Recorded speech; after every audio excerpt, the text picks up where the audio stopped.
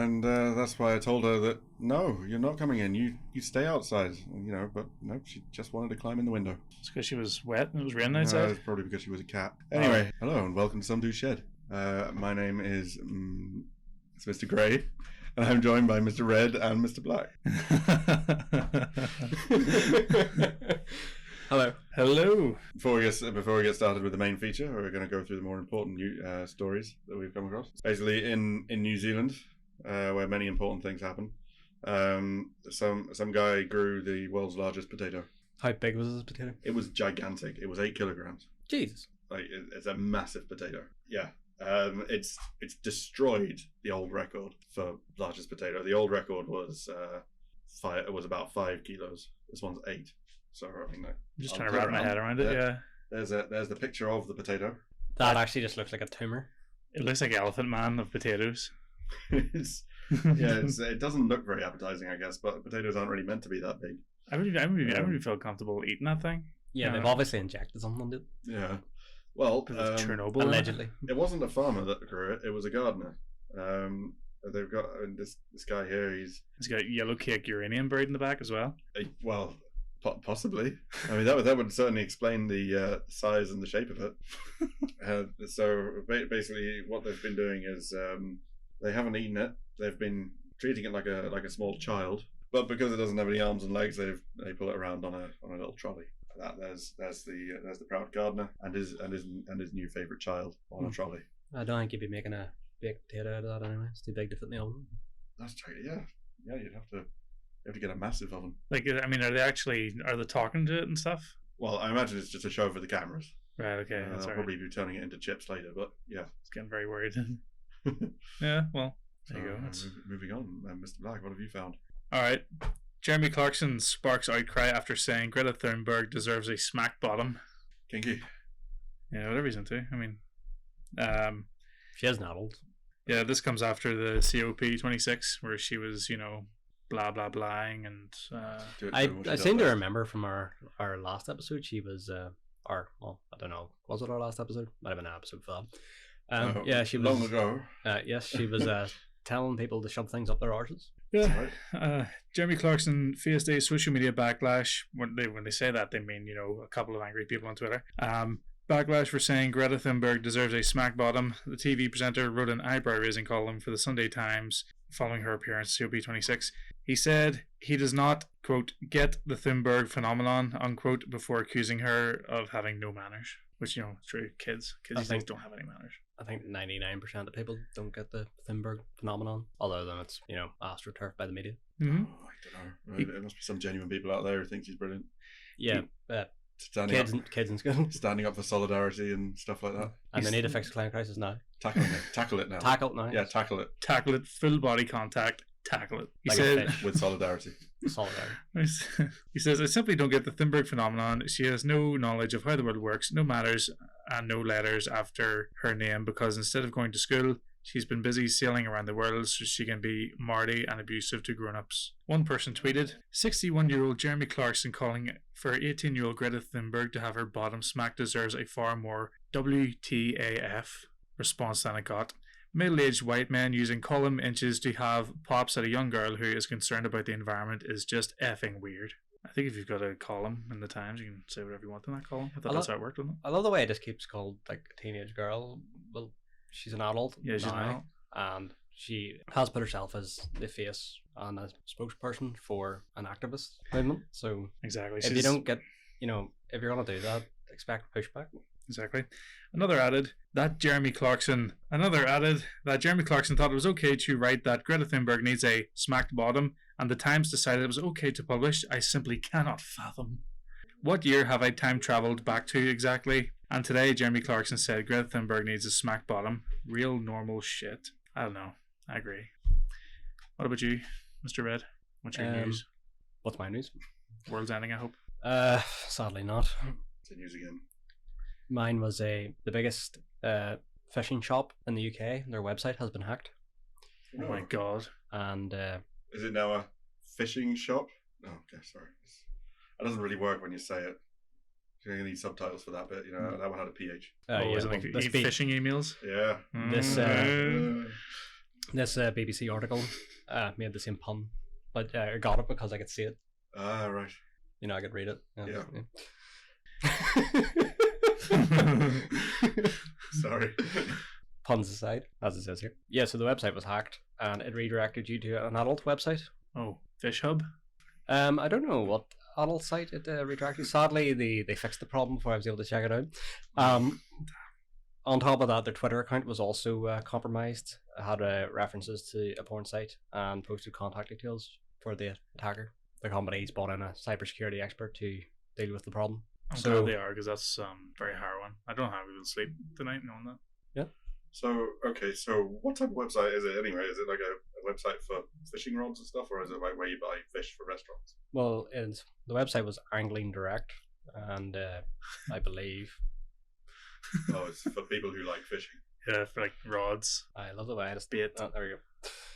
Hooks. We'll be back soon, so I can't even tell you what is on their website because it's down at the minute.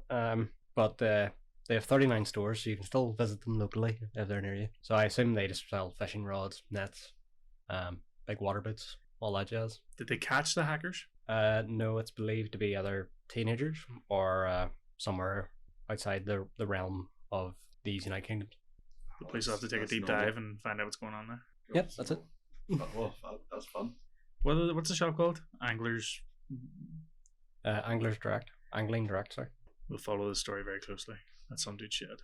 I'm trying to make a pun here where, you know. So on with the main event, I guess. So we have a series. We each have a story, and we don't know if it's true or not. We know if our own story is true, but we're going to try and convince the others that it isn't what it is. Okay. So yeah, sure. You go first. You go first. Go for it. Alrighty. Well, my story takes place in the grand old time of the 1980s.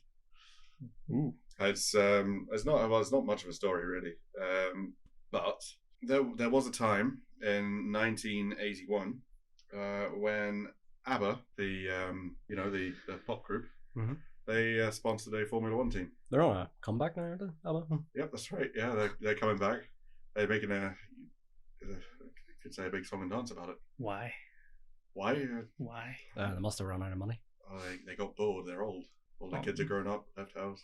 I do remember the first image I seen of this Abba comeback was a photo, but they were all looked like they're in their 30s. I was like, they kept in shape well, but then there's another photo of the same pose, and I was like, all right, that makes sense. Unpopular opinion, I hate Abba. Can't stand them. Couldn't name any of their songs. Dancing Queen, Super Trooper, that one. Waterloo. Okay, so there. Mamma Mia. Yeah, there's quite a few. Oh yeah. Dancing Queen. Yeah. Well, anyway, so on with the point. Yeah, in 1981, the Abba logo was found on the side of the ATS Formula One team, inside of their car. I think that's a bit of a strange sponsor.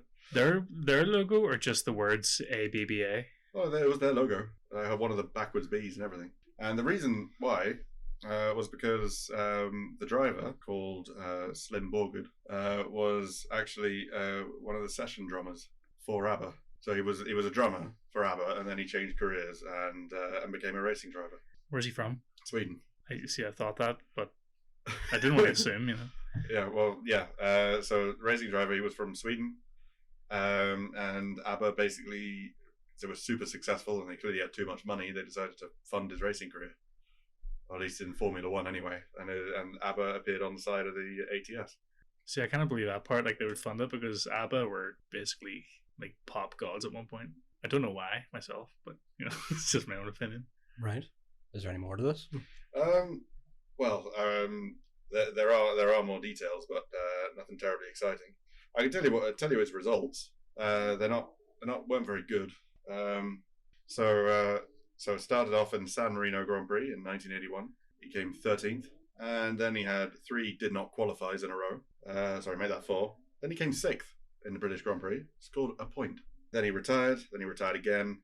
Then he got 10th. Then he retired. Then he retired, and then he didn't qualify. And that was the extent of the Abba Formula One car. That kind of helps make this story a bit more believable, because nobody else in their right mind would fund a driver with that kind of track record.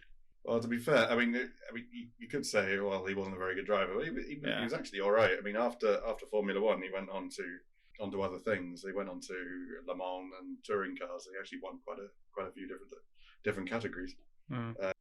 After he was done with ATS, he went on to Tyrrell, who didn't have the Abba sponsorship, but he didn't fit in well with the team, and he was dropped after 3 races.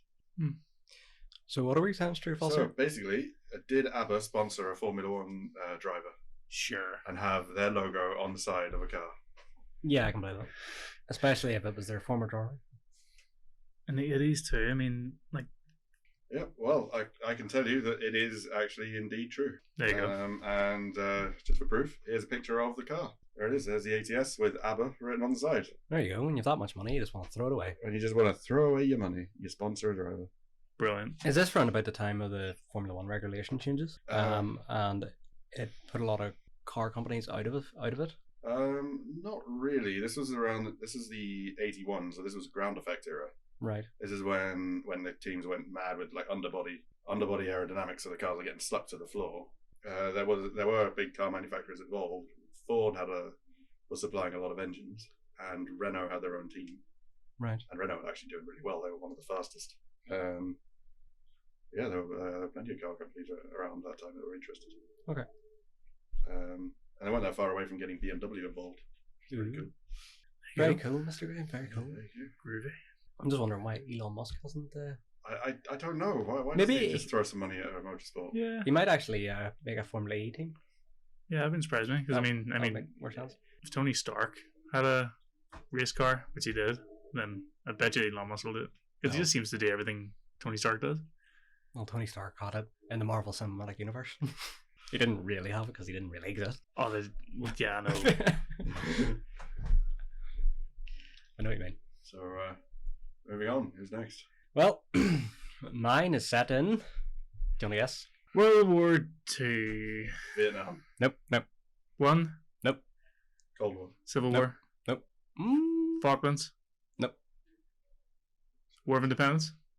Nope. Close. Napoleonic Wars. But before that, just tell us. the French Revolution. Oh, lovely. The French Revolution. A lovely time. Very, very happy time for all people. Well, I picked the happiest time of the whole thing. Oh, really? The Reign of Terror. Beautiful time. Well, there was a lot of people were just losing their heads over how great it was. Yeah. Guillotine in it. Yeah. Yeah. Basically. So what happened? What was it? The statistic, like 16,000 people had their heads cut off, and then 40,000 others died waiting on trials. Yeah, I think so. It was silly. They were executing people for the silliest of things. Oh, is it Having about? anti-revolutionary thoughts was punishable by death. Yes, literal thought crime. Literal thought crimes. Was it not because they really wanted to test out the guillotine, like really put it through its paces? Oh no, it had been used already. Oh, had it? Once you've used it once, you've pretty much proven the concept. And the guillotine was it not designed for this very purpose? Killing a lot of people very quickly. Yeah, well, but for the French Revolution, I don't know. I think it was. Somebody fact check me on that. If anybody's listening in the comments, if you can do a quick Wikipedia search for us and let us know when the guillotine was invented. Or if you've ever been guillotined, let us know. Yes, absolutely. We'd love to hear from a survivor. Well, they might have about 5-6 seconds before they. Yeah. That was really good. I can't even talk anyway. I think it may have cut the vocal cords. In the windy bit. So what happened? What's the story? Well, you know the way you said people were getting killed for the most silliest things? Well, you're about to find out. Oh gosh. In June 1794, during the Reign of Terror in the French Revolution, a revolutionary by the name of Anton Faro, with a contingent of fellow revolutionaries with a guillotine, were travelling around the outskirts of Paris, visiting small towns and villages to ensure counter-revolutionary activities were not taking place, by collecting heads of those suspected of not being for the cause. Goodness me. Right, okay. Eventually their bloody trail came to the town of Malnoux, I think that's how you pronounce it, which lies northeast of Paris. While picking out suspected reactionaries from the village that made the cut to have a ride on the guillotine on wheels, Antoinette... Can't imagine it was much of a ride to sort of get on and... Well, it was one-stop shop. I suppose. Antoinette was at a farmhouse just outside the village with a few men, and the farmer made some discouraging remarks about the revolution. So, with these remarks, Antoinette assessed the farmer to be a reactionary, and that was therefore charged with engaging in counter-revolutionary activities, and was to be introduced to the guillotine. As the revolutionaries attempted to arrest the farmer, he resisted and a scuffle broke out, and the farmer and one of Antoinette's men fell into the nearby pig pen. Pigs got rather upset and started to push up against the fences of the pen. Eventually, breaking through a part of it, Antoinette was standing on the other side of the fence that gave way, was knocked over by one of the pigs as it ran off. Antoinette was a man with a fragile ego, jumped up covered in mud, and began screaming, "Catch the pig." His men initially hesitated, looked at each other, then they remembered. Failing to follow orders was a counter-revolutionary activity, so they ran after the pig and caught it after a chase that was longer than it really should have been. Right. Enraged with embarrassment, Antoinette ordered the pig to be executed for the counter-revolutionary activities. Enraged with embarrassment. That's not going to make him look any more silly. So yeah, the pig was executed, or ordered to be executed for counter-revolutionary activities. Antoinette's men didn't question the order and promptly took the pig to the guillotine. In order to get the pig to fit under the blade, they had to remove the stock from the guillotine, which people normally had to place their head in. The pig was then executed. You may be happy to know Antoinette Farrow was executed the following month for counter-revolutionary activities because one of his superiors didn't like his combination of ambition and zealousness. So, worried about this lunatic gaining rank over him, he ordered Antoinette to be beheaded. Wow. Okay. So these French, I want to say soldiers, but call them revolutionaries. Yes. They went around checking the thoughts of the nearby villagers. Oh yes. And Just stopping by to have a chat with them, you know. yeah, and one of them got knocked over by a pig. Yes. And knocked into the mud, and he was all muddy and stood up and was very angry. So he chased the pig down. No, he got his men to chase the pig down. I'm sorry. Took them a long time to catch the pig. Okay, so so they were chasing the pig around the farm. Yes. Just so they could execute it. Well, at the time, they didn't know why they were chasing the pig. It wasn't until they caught the pig that he ordered the pig to be executed. You see, if it would have just been For counter-revolutionary activity. if it would have just been they needed bacon, or some pork chops for tea that night, then probably I would have believed it. Well, I hope they didn't let the pig go to waste after they executed it. Well, I'm sure. I was like, oh, the pig's dead now. It's probably killing two birds with one stone. They need food, and the pig got me dirty. Did they say who got to keep the pig after they killed it? No. Oh, okay. Pigs on the menu, boys. I assume they just added after that, because Probably. why wouldn't you? Yeah. If they're beheading people willy-nilly, sure. Aye. It was a very willy-nilly sort of time. They were beheading people for all kinds of silly things. Even the biggest beheader of them all got his own head cut off because he was being a wee bit too crazy. It reminds me of the Hartlepool monkey thing again. Does. It does a little bit. It is a very similar sort of story. Mm. And it's also a French pig. That was a French monkey. A revolutionary pig. A revolutionary pig. Anti-revolutionary pig. Anti-revolutionary pig. That's the problem. It was a royalist pig. attacked the revolutionaries. Yeah. Well, I gotta say that this sounds very plausible. True. It was a really silly time. So, yeah, sure. Sure. So you're both going true? Yep. So you're both saying true that they executed a pig by guillotine for counter-revolutionary activities? Yes. Not changing my mind now. Or hold on, what is the true or false? Sorry, what is the actual? Did French revolutionaries execute a pig for counter-revolutionary thought? You see, it's not. Oh, they just executed. Well, that's what he was. That's what he was ordered. That's why he ordered him. He got knocked over, and then said, under the charge, counter-revolutionary thought. It doesn't really change the fact that they executed a pig with a guillotine. It's definitely true. I'm sure of it. Well, I mean, they put a monkey on trial in Hartlepool and hung it for being a French soldier. So yeah. So the thing about the counter-revolutionary activity part is that's just that lunatic came off with. That was his reason to tell his guys to throw the pig on the guillotine. I go, yeah, sure. Well, he was probably in front of a lot of people. No. And so he had to say something like, "This is what happens when you knock over the revolutionary soldiers." Bacon's on the menu. Yeah. That'd be good enough. He just wanted some bacon on it. Well, I can tell you it's false. It's false. Every part of me was going, nah, it's bollocks. Oh, well done, Mr. Red. That was good. I'm so annoyed.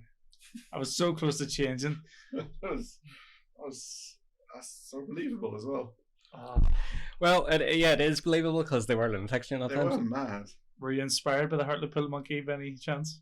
It was actually more, kind of reminded me of the elephant. Oh, the that was murderous Mary. Murderous Mary, yeah.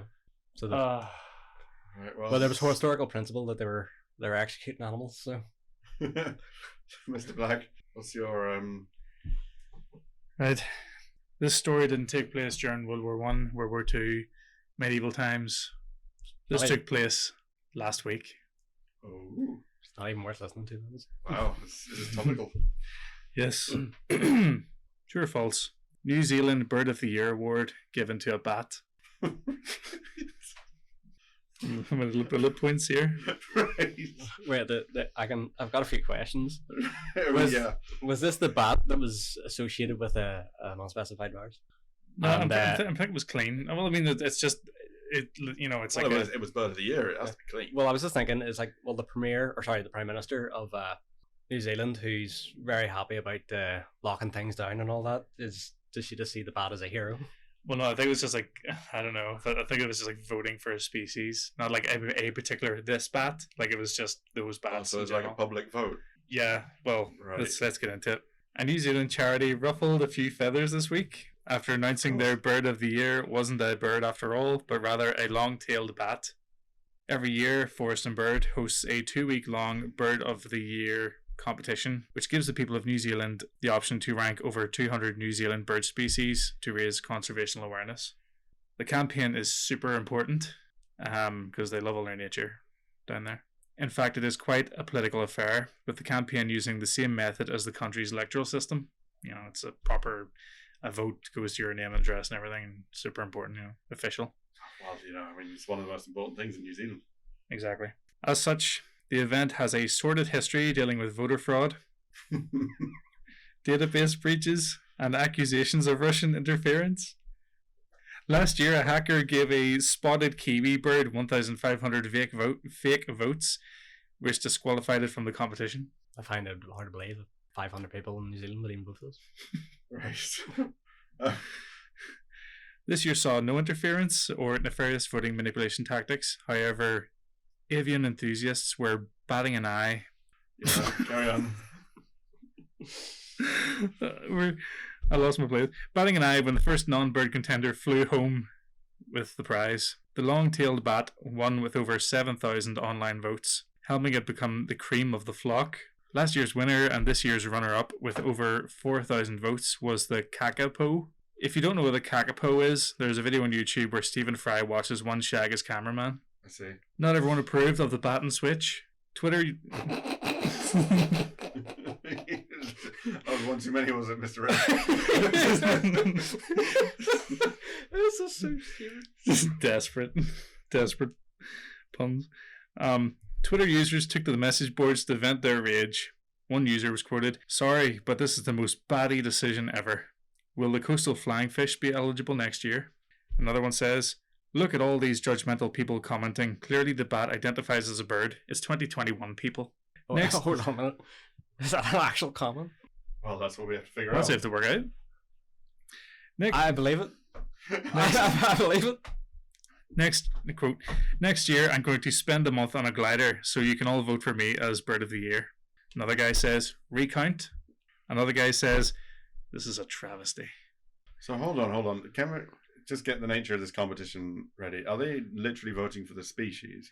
Yeah, or it's a are they species. or is it like a photo competition? No, it's the actual species. So they have a list of 200 species to pick from, Right. and it's like Bird of the So Year. why did they put the bat in there in the first place? What's the criteria to be a? Be a bird. Well, that's exactly the problem. That's the flaw in this story. So how did the bat become an option? Because I think it's to do with nature conservational. Like it's going extinct, so they're like, "Oh, let's have a vote for it." So it was like a publicity thing. Probably, yeah. Wanted to try and get some attention from stupid news junkies like us.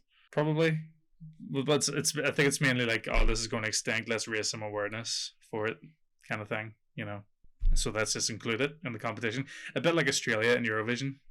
Let them take part because It is very important that we raise awareness of Australia. But Not Yeah. many people know it's there. a bat's a mammal. But it flies. As one guy says, Well, so is a bee. A Kevin bee flies, but it's not a bird either. Kevin says, at least it can fly. The last comment, which I really appreciate. America did something similar. A potato won the last presidential election, says Mr. Anonymous. So, Well, That was probably the New Zealand Prime Minister. I'm so true or false? going to say false. I think on this one, as fun as it is, and as much as I support bats and their cause, I don't think they need to justify their existence, especially not in New Zealand.